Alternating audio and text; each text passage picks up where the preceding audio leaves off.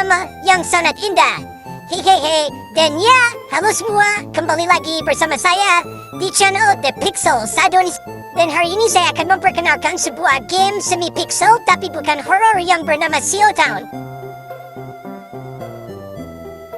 Di game ini, kita bisa membangun dan menciptakan peradaban kota sesuai keinginan kita sendiri. Kalian bisa membangun perumahan, tempat komersial, tempat industri, dan lain-lain. Oke, kita bisa lihat saat kita membuat kota. Di sini ada 4 pilihan difficulty, ada mudah, normal, sulit, dan sandbox. Dari 3 difficulty itu, ya kalian pasti sudah tahu bedanya. Nah, kalau sandbox, itu seperti mode kreatif di Minecraft. Oke, itu saja untuk penjelasan awal tentang game Seal Town. Selanjutnya, kita akan masuk ke cara membuat dan merancang sebuah kota. Di sini kalian harus menghentikan waktu di kota kalian. Jika waktu terus berjalan, uang kalian bisa menjadi minus. Jadi saranku, sebaiknya hentikan waktu terlebih dahulu.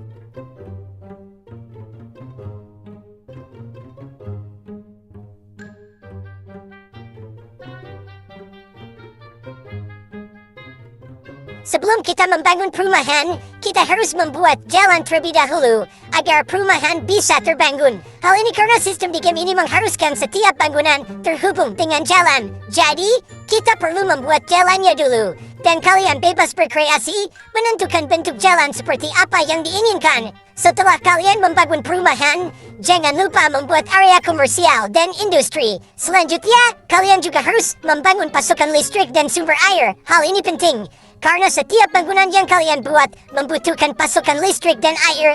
Jika kalian membangun area industri, sebaiknya letakkan jauh dari kawasan perumahan untuk menghindari kebisingan dan polusi. Jadi saranku, beri jarak yang cukup atau ada cara lain, yaitu menanam pohon sebagai pembatas. Tapi, jangan pakai pohon sawit. Pohon dapat membantu mengurangi kebisingan dan polusi. Jadi ada beberapa simbol-simbol yang kalian harus tahu di game ini. Jika simbolnya seperti ini, artinya di rumah tersebut ada yang terkena penyakit dan harus membangun rumah sakit. Dan kalau ada rumah, tempat komersial, dan industri yang terbakar, maka harus membangun pemadam kebakaran. Untuk mengatasi dua simbol ini, caranya adalah dengan membangun kantor polisi agar kota kalian tetap aman dari kejahatan. Dan biasanya, setiap perumahan, komersial, dan industri pastinya memiliki sampah. Dan cara mengatasinya, kalian harus membuat daerah tempat pembuangan sampah yang jauh dari perumahan, karena bangunan tersebut juga sama seperti industri yang memiliki polusi. Jika kalian melihat simbol ini, berarti ada warga yang meninggal di rumah tersebut dan harus dibawa ke pemakaman. Karena itu, kalian perlu membangun pemakaman. Oke, karena saya tidak ingin durasi videonya terlalu panjang, maka saya akan singkatkan.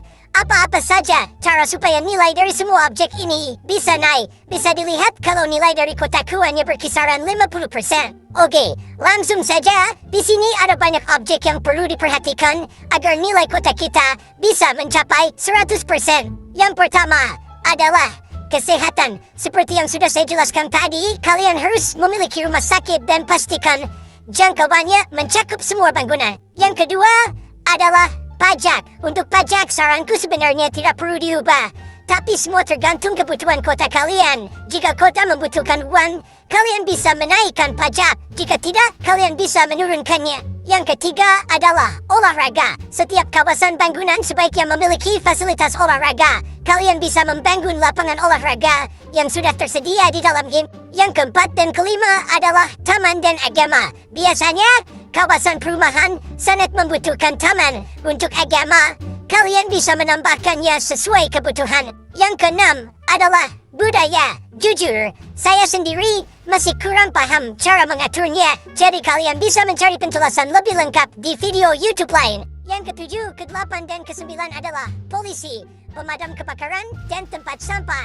Semua ini wajib ditambahkan agar kota bisa berjalan dengan baik. Yang ke-10 adalah lingkungan. Untuk bagian ini, saya juga masih kurang memahami detailnya. Dan yang terakhir, yang ke-11 adalah transportasi. Ini wajib kalian bangun, karena setiap kawasan perumahan membutuhkan akses transportasi. Jadi, pastikan kalian menambahkannya. Oke, Satu lagi, di bagian nilai kebahagiaan, ada yang namanya pendidikan. Ini sangat penting agar warga di kota kalian bisa mendapatkan pendidikan yang baik. Dengan pendidikan yang bagus, kalian bisa membuka bangunan perumahan tingkat 2 dan 3. Oke, itu saja. Oke, itu aja dulu untuk penjelasan game Pixel ini. Jangan lupa di subscribe dan like. Saya Pixel Shadonis pamit dan bye!